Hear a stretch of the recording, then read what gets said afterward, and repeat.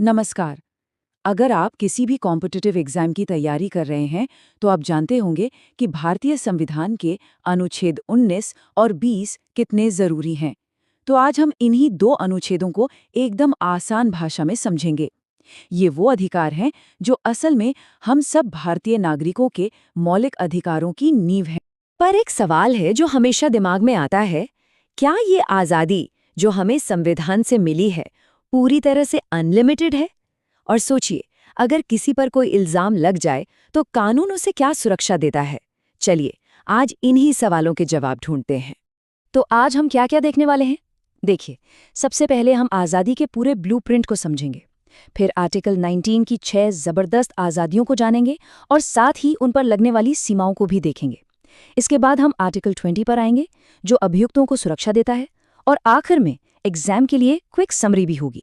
चलिए, तो फिर शुरू करते हैं हमारे पहले सेक्शन से। समझते हैं कि ये स्वतंत्रता का खाका आखिर है क्या। हमारे संविधान में राइट टू फ्रीडम का असल मतलब क्या है? देखिए, संविधान के अनुच्छेद 19 से लेकर 22 तक ये हमें स्वतंत्रता का अधिकार देते हैं। ये हमारे फंडामेंटल राइट्स का एक बहुत ही अहम हिस्सा है। और आज हमारा पूरा ध्यान रहेगा सिर्फ आर्टिकल 19 और 20 पर। तो अब सीधे मुद्दे पर आते हैं। आर्टिकल 19 ये वो अनुच्छेद है जो हर भारतीय नागरिक को 6 ऐसी मौलिक आज़ादियां देता है जिन्हें हम अपने लोकतंत्र की आत्मा भी कह सकते हैं। अब एग्जाम में इन 6 स्वतंत्रताओं को याद रखना थोड़ा मुश्किल हो सकता है ना? लेकिन फिक्र मत कीजिए, इसके लिए एक बड़ी सिंपल सी ट्रिक है। बस एक शब्द याद रख लीजिए, सारपा। मैं गारंटी देती हूँ इसके बाद आप इन्हें कभी नहीं भूलेंगे। अच्छा, तो ये काम कैसे करता है? आइए देखते हैं। एस से है स्पीच एंड एक्सप्रेशन, यानी बोलने की आज़ादी। ए से है असेंबली, यानी सभा करने की। दूसरे ए से है एसोसिएशन, यानी संघ बनाने की। आर से है रेजिडेंस, कहीं भी रहने की। पी से प्रोफेशन, कोई भी पेशा चुनने की। और आखिरी ए जो असल में मूवमेंट के लिए है, यानी कहीं भी आने जाने की आज़ादी। हो गया ना आसान? SARPA। तो चलिए एक एक करके समझते हैं। पहली आज़ादी है भाषण और अभिव्यक्ति की। इसमें सिर्फ बोलना ही नहीं, प्रेस की आज़ादी और मज़े की बात, चुप रहने का अधिकार भी शामिल है। दूसरी है शांति से सभा करने की स्वतंत्रता, हाँ, लेकिन बिना किसी हथियार के। और तीसरी है संघ बनाने की स्वतंत्रता, जैसे कोई यूनियन या कोई सोसाइटी।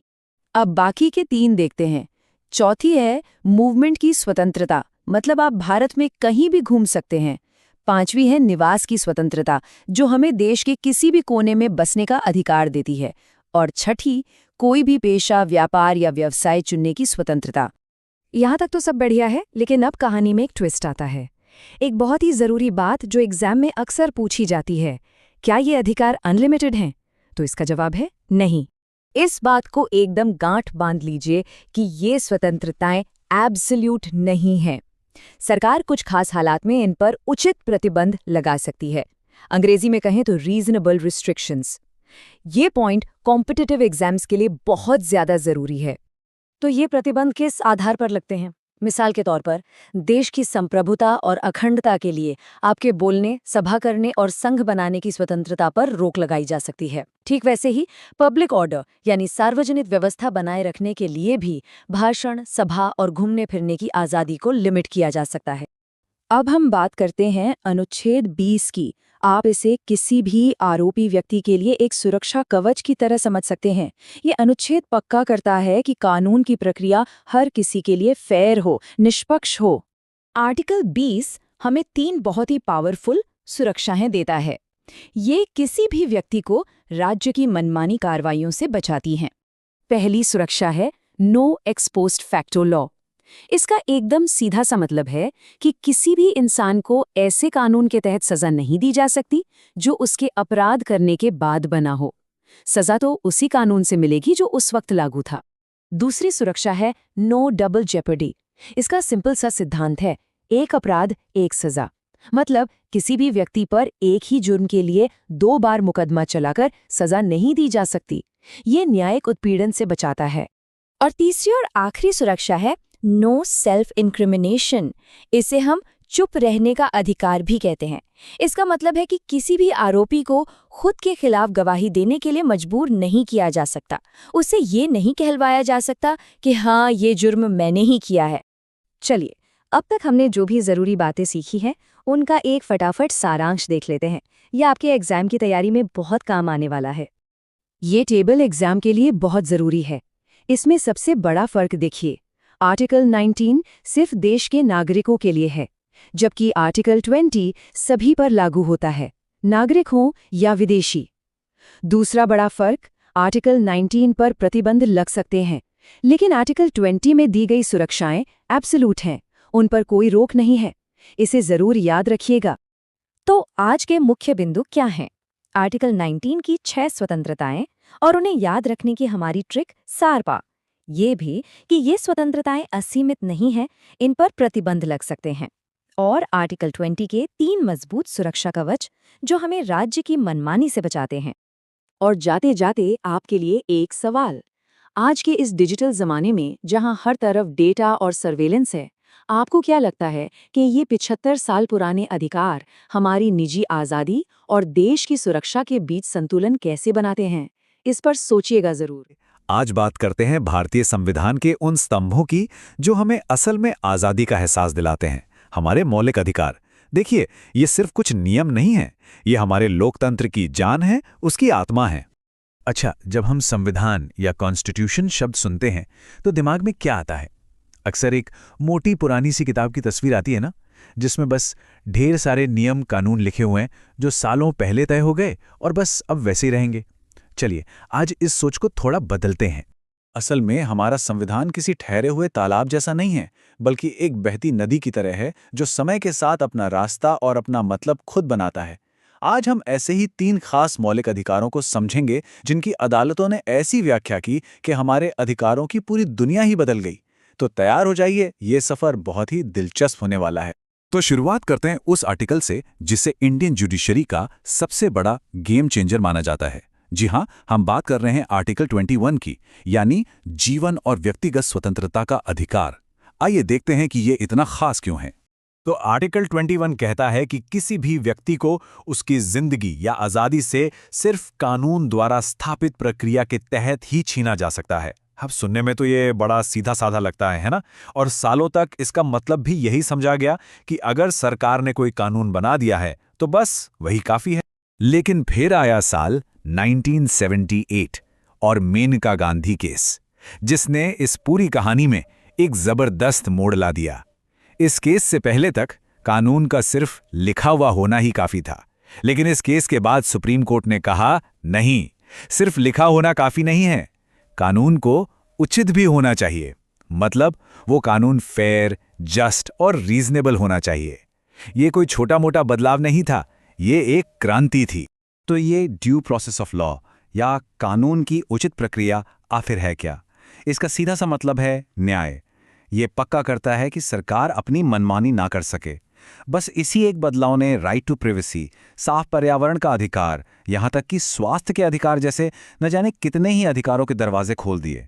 अब कानून का मतलब सिर्फ नियम नहीं रहा, बल्कि न्याय हो गया।